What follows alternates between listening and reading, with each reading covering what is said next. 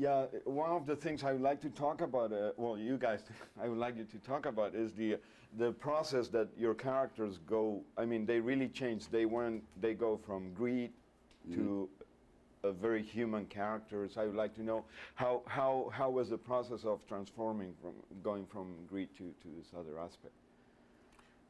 Well, I think, you know, everybody's character really was just mainly kind of out for themselves in a way. You know, everybody really wanted to take this opportunity and try to get this goal. And you know, the plan looks, you know, flawless.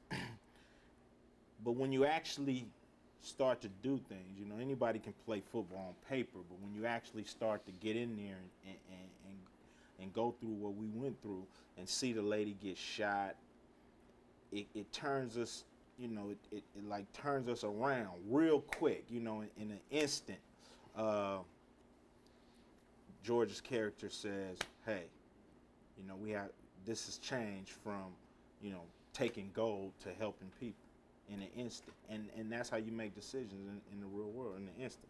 And then when we made the switch and helping the people, I think we felt better about ourselves than if we would have just got away with all this gold, you know, and which is cool.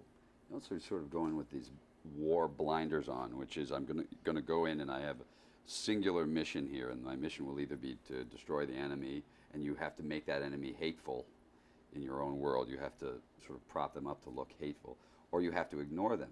You know, these are people, they're bystanders and part of what gets destroyed in the war. And so these people are sort of, you know, they don't exist, and we're singularly out for our goal, and then we get caught up in it like almost all humans would.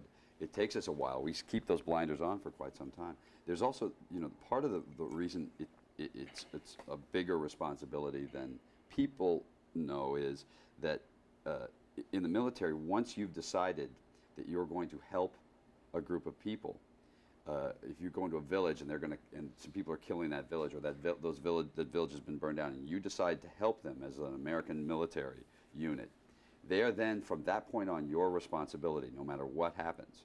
So you have to take care of them. You have to. It's a military law. So so a lot of times your tendency is to not help them because you may not be able to carry out and take care of them for the rest of the mission. So you put these things on, these blinders on. And so when we stop and go, all right, this shit stops and we're going to go help them now, that's a big turning point for us because it means our mission basically is over. How much did you have to know about the war to accomplish a realistic approach to these characters? If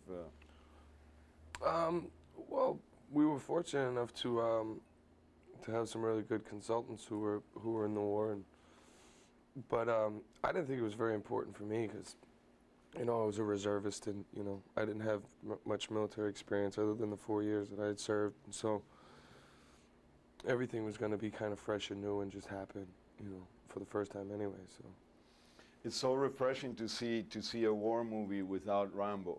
Yeah. I mean, and was that something that attracted you guys? Well, Mark about had a it? headband for a while. We didn't take it off. yeah, they Carrying the pulled. M60 around the hotel. Yeah, it was cool, man. I mean, to shoot something real, you know, especially something as